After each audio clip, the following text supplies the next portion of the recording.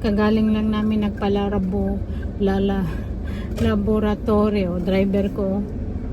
So, pauwi na kami. Tapos yung result mamaya. Diyan kami nagpalab. Uwi na kami, oh. Dito kami sa likod na may airport naman. Yung aeroplano na bumagsak dyan, di pa din nakuha.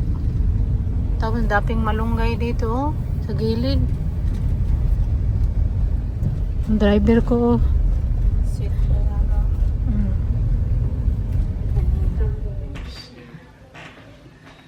Lunch ko to. Magkain tayo kay pagkatapos kong magkain, mag-inom naman ako ng antibiotic. Yung ulam ko biplop, gusto ko biplop. Tapos mamaya magsabaw. Fried rice man to kanina, no?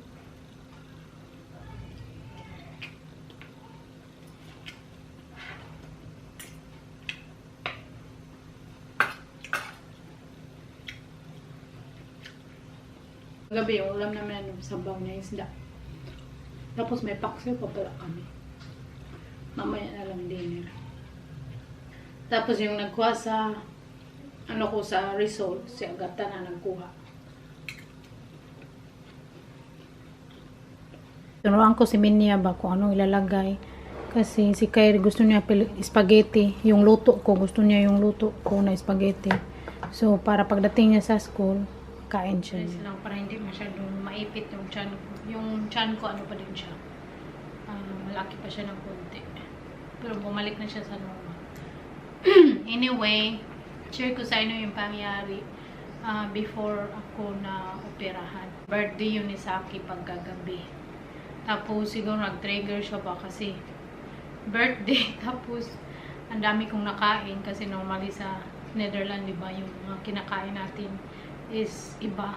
Hindi ko alam kung ano ba yung nagano. Kasi yung pagdating namin dito, kain lang ng kain mo. Prabuyag lang. Yung mga pagkain na hindi natin makakain doon sa Netherlands. So, kain lang ako ng kain. Tapos minsan, sumakit na yung tiyan ko sa kabusog ba. Prabuyag lang. So, pagkagabi noon, birthday sa akin. Tapos pagka umaga, nagising ako mga 6. Sabi ko, sakit ng tiyan ko. Tapos around 8, sabi ko, masakit pa din yung tiyan ko. Tapos, yun. Tapos, hanggang sumakit siya ng very, very masakit na hindi na ako maano ba? Hindi na ako makabangon. Hindi na ako makabangon. Ano ba yung bangon sa Tagalog? Hindi na ako makabangon sa kasakit. Hindi na ako makagalaw sa kasakit. So, sabi ko sa akin, tawagan mo si April, papuntahin mo sa kwarto. Bilhin ko siya ng Buscopan para mawala yung sakit yung pain liver. Tapos naginom ako ng Buscopan, hindi pa din siya nawala, pero manageable lang yung sakit. Tapos sabi niya, Agata, magpa-check up tayo. Sabi ko, wag na lang, mag-uwi kami sa Netherlands. Tapos sabi niya, magpa-check up ka talaga kasi baka ano na yan. Tapos noon, mga 2 years ago, sumasakit-sakit na yung tiyan ko, no? Dito sa right side, sumasakit-sakit na yan. Tapos may UTI din ako, pero nawala na yung UTI ko. Akala ko UTI lang. Tapos pag sumakit siya doon sa Netherlands, mawala lang naman siya, mga 1 hour or 2 hours, mawala lang siya ba. Tapos this time, sabi ko hindi din wala. So noon, punta kami ng mga hospital para magpa-ultrasound. Tapos until 5 PM lang pala. So late na that time. So hindi pa din nawala sakit. Tapos sabi ng ate ko, magpa-check up talaga kayo, magpunta kayo sa sa Chungwa para ma-ultrasound siya.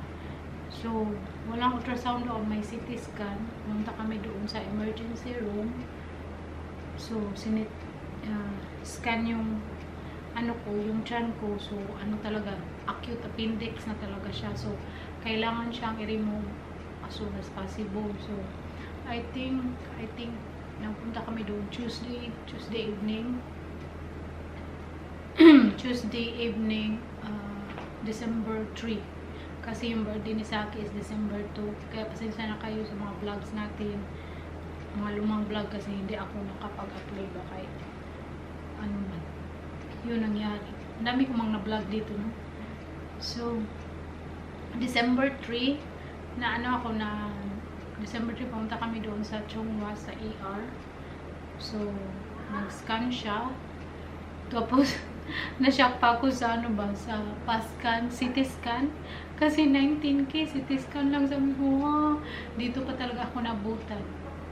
Sabi ko, buti na din na dito ako naoperahan. Kasi, thankful na din ako na dito ako naoperahan. Kasi, may mag-alaga sa akin, si Agata, sinasamahan niya ako lagi, yung ate ko. Tapos, basta, nandito sila ba. Tapos, pag noon sa Netherlands, si Saki may trabaho.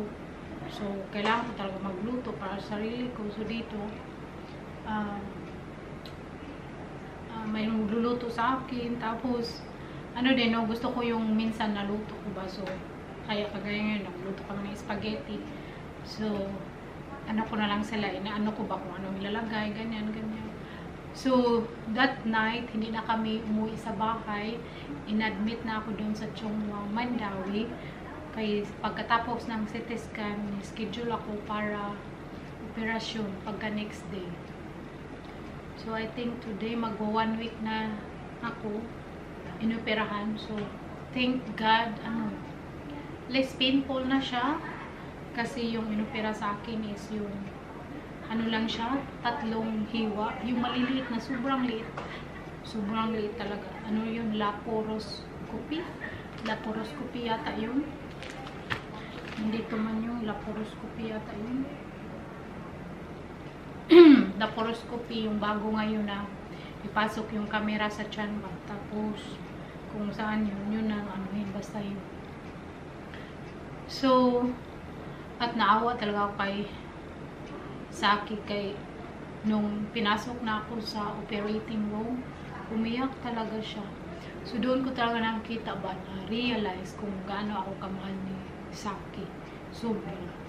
Kasi nandoon siya lagi sa tabi ko, wala siyang tulog, hindi siya umuwi. Mag-uwi lang siya, kuha ng gamit, tapos doon siya matulog sa tabi ko.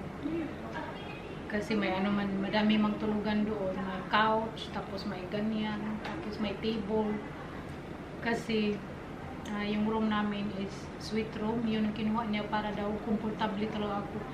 Grabe, alagang-alaga talaga ako kay Saki, tapos yung mga kapatid ko.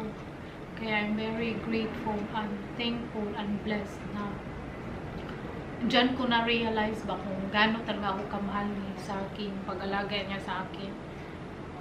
Kasi kung nakita nyo, ako man lagi nag-alaga sa kanya. Doon, grabe, nung pagpasok ko pa espiritu, umiyak siya yung umiyak.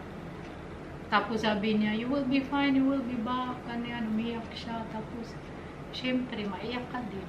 So, yun, yung grabe yung mga emotional moment sa mga ano kasi unexpected yung pangyayari ba. Hindi ko din nakalain na ganyan.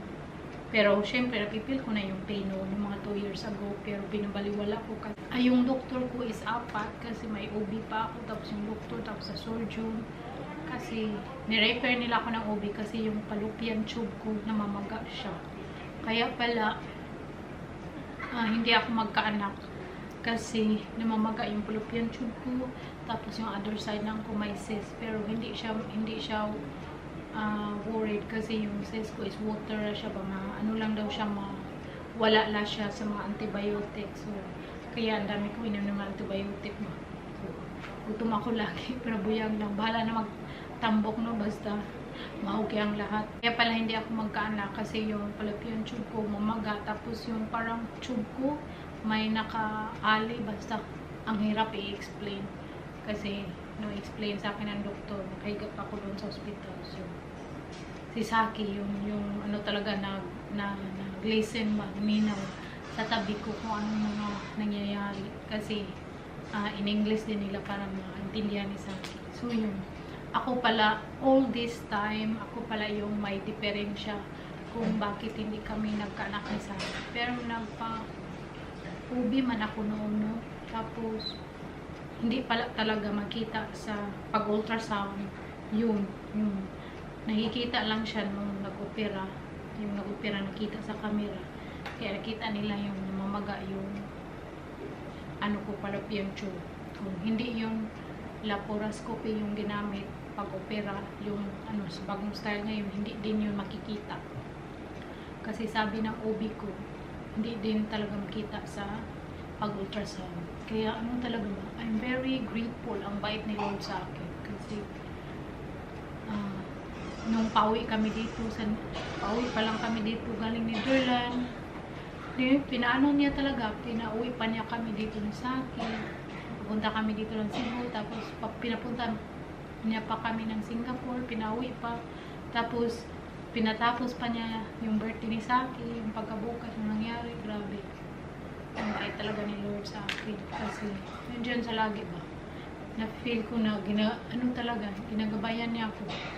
So, yun. All this time, ako pala yung hindi magkaanak.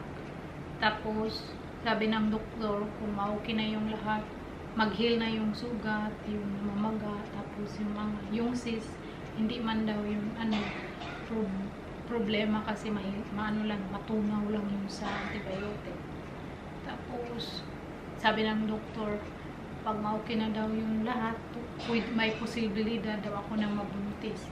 Tapos, sabi ko sa doktor, parang ayaw ko na yata kasi syempre matanda na din ako, tapos ka-opera lang ng appendix ko, tapos yung namaga yung fallopian tube ko. Tapos sabi din niya, pag mabuntis din ako, kailangan akong i-monitor para yung pagbubuntis ko